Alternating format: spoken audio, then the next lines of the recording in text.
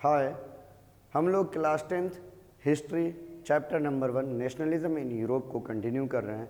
इससे पहले इस चैप्टर पे हम लोग 5 वीडियो बना चुके हैं जो पार्ट वाइज वीडियो है। ये आज 6th वीडियो है और आखिरी वीडियो है। इसके बाद आपको एक वीडियो में जो पूरे चैप्टर का रिवीजन बनाएंगे और उसके बाद जो है नेक्स्ट इस चैप्टर से रिलेटेड जितने भी क्वेश्चंस बनते हैं, चाहे वो 1 मार्कर क्वेश्चन हो या चाहे जो है वो बड़े क्वेश्चन हो, तो उसको हम लोग देखेंगे। तो आज ये आखिरी वीडियो है। इसमें लास्ट वीडियो में हम लोग इटली का यूनिफिकेशन, ब्रिटेन का यूनिफिकेशन, ये सब चीज़ देखे। पूरे चैप्टर में अगर हम देखते हैं तो नेशनलिज्म चैप्टर का नाम ही है, तो फ्रांस में देख लिए नेशनलिज्म, इसके अलावा इटली में देख लीजिए, ब्रिटेन में देख लीजिए, और इससे रिलेटेड बहुत सारी जो है जो रिवॉल्यूशन वगैरह सब हुई वो सब सारी चीज़ देखे कि क्या क्या कदम उठाया गया इन सब चीज़ों के दौरान। नेपोलियन का राइज एंड फॉल भी देखे। तो ये अब ऑलमोस्ट आखिरी टॉपिक सभी है बचा हुआ। तो हम लोग आज यूनिफिकेशन ऑफ ब्रिटेन को देखेंगे। उसके बाद जो है ना हम लोग जिप्सी गरिबाल्डी के बारे में डिस्कस नहीं किए थे, तो आज उसको भी डिस्कस कर देंगे। और जो टॉपिक छूटा हुआ था हमारा फ्रैंकफर्ट पार्लियामेंट, उसके बारे में भी देखेंगे और एलॉगरी पर ख़त्म कर देंगे इस चैप्टर को। इस चैप्टर ख़त्म हो जाएगा। तो आइए हम लोग देखते हैं unification of Britain. Unification of Britain का क्या है, देखिए जैसे हम लोग देखें इटली का यूनिफिकेशन हुआ, ब्रिटेन का यूनिफिकेशन हुआ, लेकिन वहाँ पर इटली और जो है ना जो जर्मनी था, ठीक, इटली यूनिफिकेशन और जर्मनी यूनिफिकेशन में हम लोग ये देखें कि इटली और जर्मनी छोटे छोटे पार्ट में बटा हुआ था। जो आज का जो टेरिटरीज़ है इटली और जर्मनी का, वैसा टेरिटरीज़ नहीं था। और जो है ना बाहरी हुकूमत सब कब्ज़ा की हुई थी। तो बाहरी हुकूमत के ख़िलाफ़ मूवमेंट शुरू होता है, वॉर शुरू होता है, और जो है ना पूरे इटली या पूरे जर्मनी पर एक जैसी हुकूमत कायम की जाती है, एक राजा का हुकूमत होता है। तो लेकिन ब्रिटेन का यूनिफिकेशन बिल्कुल उससे अलग है। तो हम लोग देखते हैं क्या होता है ब्रिटेन के यूनिफिकेशन में। तो क्या है, इन 1688 में England established as a nation state. बोला जा रहा है कि वहाँ के राजा के ख़िलाफ़ मूवमेंट शुरू होता है, राजा के एब्सोल्यूट पावर पर पाबंदी लगाने के लिए, और वहाँ का राजा पार्लियामेंट के लिए जो है वो अलाउ हो जाता है। बहुत सारी पावर किंग से लेकर के पार्लियामेंट को दे दी जाती है, ठीक है, और एक जैसी एडमिनिस्ट्रेशन वगैरह सब कायम की जाती है। तो यहाँ पर कोई बाहरी हुकूमत के ख़िलाफ़ इन्वेजन वगैरह ऐसा कुछ नहीं है, जैसा कि जो हम जर्मनी और जो है इटली में देखे थे। तो क्या था, in 1688 England established as a nation state, English parliament seized power from monarchy, ठीक है, English parliament seized power from monarchy, यहाँ पर फ्रॉम होगा। तो जो है ना मोनार्की से बहुत सारी पावर जो है लेकर के वहाँ के किंग से किसको दे दिया जाता है, ब्रिटेन की पार्लियामेंट को दे दिया जाता है। पार्लियामेंट हुकूमत करेगी, ज़्यादातर जो है पार्लियामेंट में जो चुनी हुई गवर्नमेंट होगी वो हुकूमत करेगी, किसके नाम पर, किंग्स के नाम पर, जैसा कि अभी तक चलता आ रहा है। अब आगे देखिए, an act of union was formed in 1707। 1707 में एक कानून पास की जाती है, एक एक्ट ऑफ यूनियन पास की जाती है, कानून विच resulted into the formation of United kingdom of great Britain, जिसमें जो है ना स्कॉटलैंड वगैरह और भी बाकी जो है कंट्रीज़ को, नेदरलैंड वगैरह को अपने अंदर जो है वो उस पर कब्ज़ा किया जाता है, इन्वेड किया जाता है, ठीक है, और कब्ज़ा कर लिया जाता है, एक यूनियन बनाई जाती है, ठीक है। देखिए इन 1801 Ireland was forcibly taken by the British after the failed revolution. 1801 में आयरलैंड पर भी कब्जा कर लिया जाता है। 1707 में नीदरलैंड के कुछ हिस्से पर, स्कॉटलैंड पर, और जो है ना इन सब जगहों पर कब्जा किया जाता है। फिर जो 1801 में आयरलैंड पर कब्जा कर लिया जाता है, ठीक है। और national anthem was written down, एक नेशनल एंथम बनाई जाती है। और यहाँ पर क्या, फेल्ड रिवॉल्यूशन। तो फेल्ड रिवॉल्यूशन अगर आप इसको डिटेल में देखिएगा तो आयरलैंड में क्या था कि कैथोलिक और प्रोटेस्टेंट्स का मेजोरिटी माइनॉरिटी की बात थी। जो कैथोलिक क्रिश्चियन थे तो उनकी तादाद ज़्यादा थी, प्रोटेस्टेंट की कम थी। ब्रिटेन में प्रोटेस्टेंट की तादाद ज़्यादा थी। तो जो है ना आयरलैंड में जो प्रोटेस्टेंट माइनॉरिटीज़ में थे उसको ब्रिटेन सपोर्ट किया, और जो है ना ये लोग प्रोटेस्टेंट के कैथोलिक के ख़िलाफ़ रिवॉल्यूशन किया। और जो है ना जिस रिवॉल्यूशन में कैथोलिक लोग जो है वो फेल्ड हो जाते हैं और प्रोटेस्टेंट जिसको ब्रिटेन सपोर्ट कर रहा था वो उनकी जीत होती है, और फाइनली जो है ना इसको भी, आयरलैंड को भी इसमें शामिल कर लिया जाता है, ठीक है। अब देखिए, a national anthem was written down official flag was chosen, ठीक है, and the national language was chosen as the language of the United Kingdom, ठीक है। तो यही जो है यहाँ की कहानी है। क्या कहानी है? 1688 में जो England establish as a nation state, England जो है नेशन स्टेट के तौर पर एस्टेब्लिश होती है। वो कैसे एस्टेब्लिश होती है? तो बहुत सारी पावर जो राजा के पास एब्सोल्यूट पावर हुआ करता था उससे जो है वो छीन लिया जाता है और पार्लियामेंट को ये पावर दे दिया जाता है। पार्लियामेंट जो है वो एक जैसे कानून और एडमिनिस्ट्रेशन वगैरह सब बनाने की कोशिश करती है। 1707 में एक एक्ट ऑफ यूनियन पास की जाती है जिसमें स्कॉटलैंड और वेल्स वगैरह का कुछ पार्ट जो है जिसको इन सबको अपनी हुकूमत में जो है अपने टेरिटरीज में जो है वो कैप्चर कर लिया जाता है, मतलब अपने अंडर यूनाइट कर लिया जाता है, अपने अंडर शामिल कर लिया जाता है। 1801 में आयरलैंड पर भी ज़बरदस्ती ऑक्यूपेशन कर ली जाती है वहाँ के रिवॉल्यूशन के फेल्ड होने की वजह से। एक यूनियन बन जाता है। ऐसा नहीं है कि आयरलैंड जो है वो ब्रिटेन में शामिल है। आयरलैंड, स्कॉटलैंड, वेल्स, इंग्लैंड, ये चारों कंट्रीज़ का एक यूनियन है, ठीक है। तो इसी को हम लोग ब्रिटेन का यूनिफिकेशन कहते हैं। इन सारे जगहों पर एक जैसे कानून है, एक जैसे नेशनल एंथम है, एक जैसी करेंसीज है, इस तरीके का मामला है। इसी को ब्रिटेन के यूनिफिकेशन को हम कहते हैं। National anthem was written down, official flag was also chosen and English language was chosen as the language of the United Kingdom। और ये यूनाइटेड किंगडम ये चार कंट्रीज को मिला करके कहते हैं। कौन कौन सा? ब्रिटेन हो गया, स्कॉटलैंड हो गया, आयरलैंड हो गया और वेल्स का कुछ पार्ट हो गया। ये चारों को मिला करके यूके या यूनाइटेड किंगडम, ग्रेट ब्रिटेन, इस तरीके से हम कहते हैं। तो ये हमारा यूनिफिकेशन ऑफ ब्रिटेन भी हो गया। इसके बाद जिप्सी गैरिबाल्डी, हम लोग जिप्सी मैज़नी के बारे में, जीसीपी मैज़नी के बारे में हम लोग पहले डिस्कस कर चुके हैं। आज हम लोग जीसीपी गैरिबाल्डी के बारे में डिस्कशन करेंगे। एग्जाम में जो इटली यूनिफिकेशन, ब्रिटेन यूनिफिकेशन या जर्मनी यूनिफिकेशन, इन तीनों में से कुछ जो एक क्वेश्चन पूछा ही जाता, तो वैसे रिवॉल्यूशनरी पर जिप्सी गैरिबाल्डी या जिप्सी मैज़नी पर पूछा जाता है, ठीक है। तो इसीलिए हम सोचे कि इसको जो है कवर कर ही देते हैं। He was the most celebrated Italian freedom fighter, ये इटली का था और फ्रीडम फाइटर हुआ करता था जो काफ़ी फेमस था, मोस्ट सेलिब्रेटेड था, बहुत सारे लोग इसको पसंद करते थे। His family were engaged in the coastal trade, ठीक है। इनकी फैमिली जो थी वो ट्रेड वगैरह में जो है वो इंगेज थी, शामिल थी। He was the seller in the merchant navy, मतलब इनकी नौकरी थी नेवी में, ठीक है, वो नेवी में ये सेलर थे।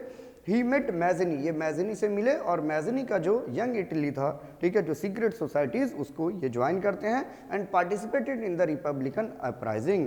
और फिर जो डेमोक्रेसी और रिपब्लिक कायम करने की जो मूवमेंट चल रही थी जो है इटली में, तो उस मूवमेंट में ये शामिल भी होते हैं। अब इसका हम कुछ पार्ट इधर है जो यहाँ देखते हैं। इन 1860, यहाँ देखिए, यहाँ पे इन 1860 Gypsy Garibaldi help drive out the Spanish from the south Italy. हम क्या देखे थे कि जब इटालियन रिवॉल्यूशन हुआ था, या सॉरी इटालियन यूनिफिकेशन हुआ था, तो हम बताए थे इटली के 7 पार्ट में बटा हुआ था और ज़्यादातर हिस्से पर बाहरी हुकूमत थी। तो स्पेनिश का भी जो है कुछ ऑक्यूपेशन हुआ करता था इटली के कुछ पार्ट पर। तो ये जो है एक रिवॉल्यूशन करता है और जिसमें स्पेनिश को जो है निकाल देता है उसके यहाँ के इटली के टेरिटरी से, ठीक है। इन 1867 में Garibaldi led a programme for unification of Italy, ठीक है। हम लोग इटली यूनिफिकेशन में पढ़े थे कि जिप्सी मैज़नी और जिप्सी गैरिबाल्डी, इन लोगों ने जो है वो एक लोगों के अंदर फीलिंग ऑफ नेशनलिज्म डेवलप करने, रिवॉल्यूशन करने का जो है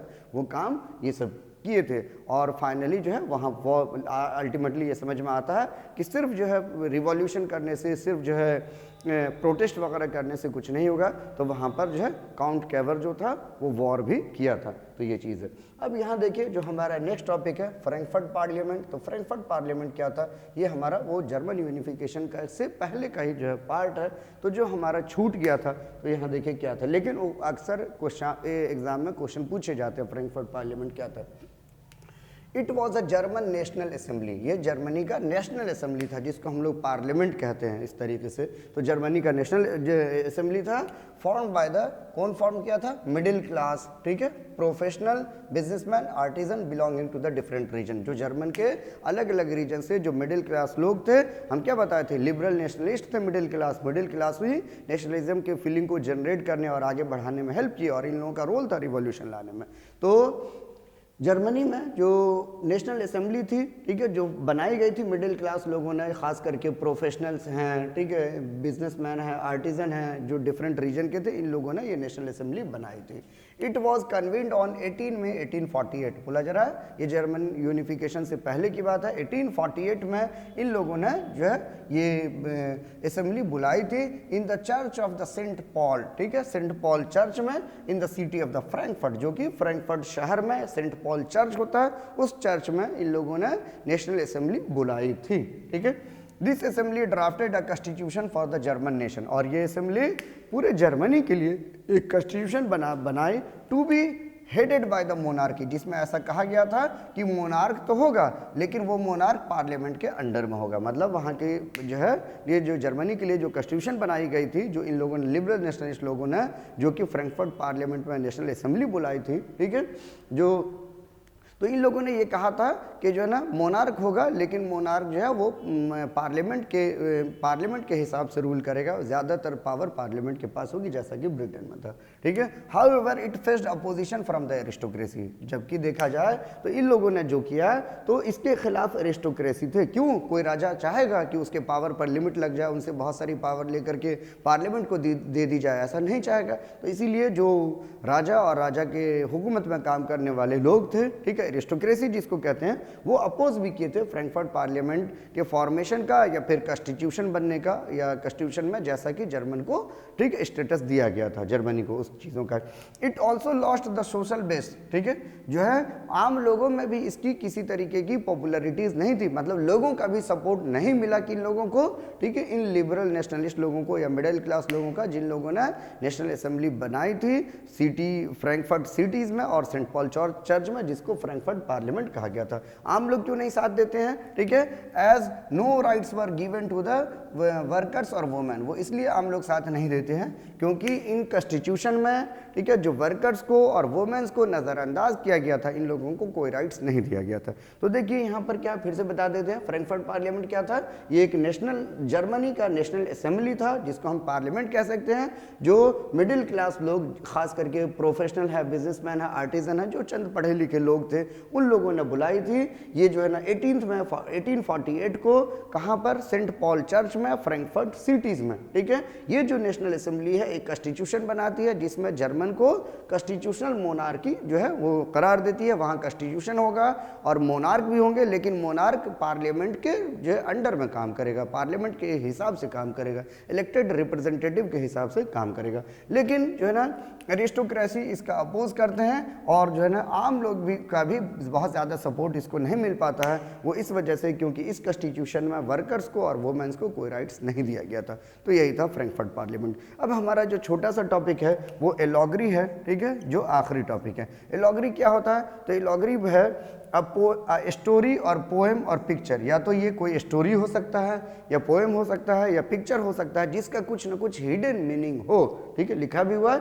which can be interpreted to reveal a hidden meaning, जिसका माने हम कोई दूसरा माने निकालते हैं, इसी को हम एलॉगरी कहते हैं, ठीक है। A story or picture which can be interpreted to reveal a hidden meaning is known as allegory. जैसे हम इसकी बात करते हैं कि इंडिया में जो एलॉगरी के फॉर्म पे भारत माता कहते हैं कि एक लेडीज़ है, उसके एक हाथ में जो है झंडा है और जो है ना उसके दूसरे साइड बगल में जो है एक टाइगर है, तो हम उसको क्या कहते हैं कि भारत माता कहते हैं। तो जो है एक कंट्री को कहीं ना कहीं किसी सिंबल के थ्रू, एक वोमैन फिगर के थ्रू हम जो है दिखाने की कोशिश की है, इसी को एलॉगरी कहा जाता है। तो एलॉगरी क्या होता है? या तो वो कोई पिक्चर हो सकता है, कोई स्टोरी हो सकता है, या जो है कोई पोएम हो सकता है जिसमें कुछ हिडन मीनिंग छुपा हो, उसका कुछ न कुछ मतलब हो। तो जो है यूरोप में जो है इस दौरान बहुत सारी जो है एलॉगरीज का इस्तेमाल किया गया था जिसका कुछ न कुछ हिडन मीनिंग था, जिसमें कि जो है जो किसी न किसी चीज़ों को सिंबलाइज कर रहा था। तो क्या सब जो है एलॉगरी के तौर पर इस्तेमाल किया गया? तो देखिए,